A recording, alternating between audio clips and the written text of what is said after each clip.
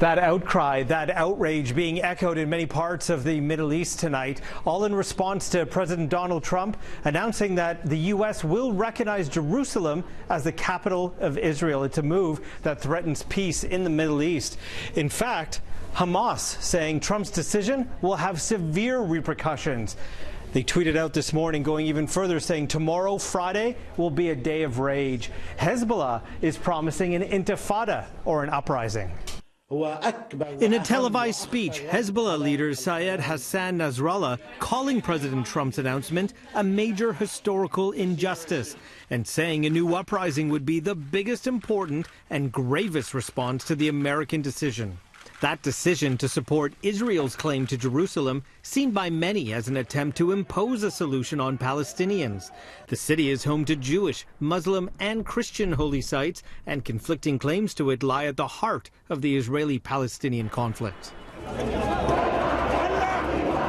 Now the day was marked by dozens of protests and clashes, Palestinians shutting their shops and businesses to begin 3 days of rage against Trump's decision.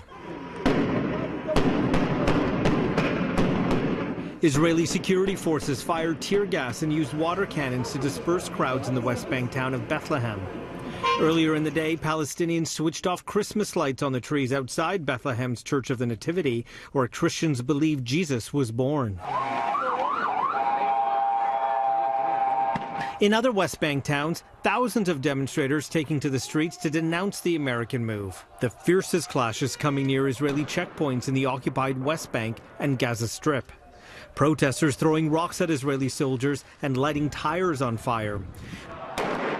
The Israeli army responding with gunfire and rubber bullets. The pitched battle lasting for hours as ambulances raced to and from the region carrying dozens of casualties. That anger rippling across other parts of the Arab world.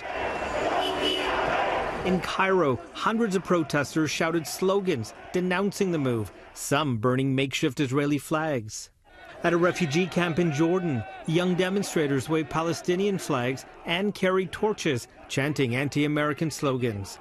Riot police were deployed outside the U.S. Embassy in the capital Amman as a precaution. In the Pakistani capital of Karachi, hundreds took to the streets, burning U.S. and Israeli flags and chanting "God is great" and "Down with Donald Trump." And in Iraq, dozens of Iraqis carried signs reading "Jerusalem is Arab" and vowed to turn out in greater numbers tomorrow for Friday prayers. Prime Minister Justin Trudeau says he has no intention of moving our embassy from Tel Aviv down to Jerusalem.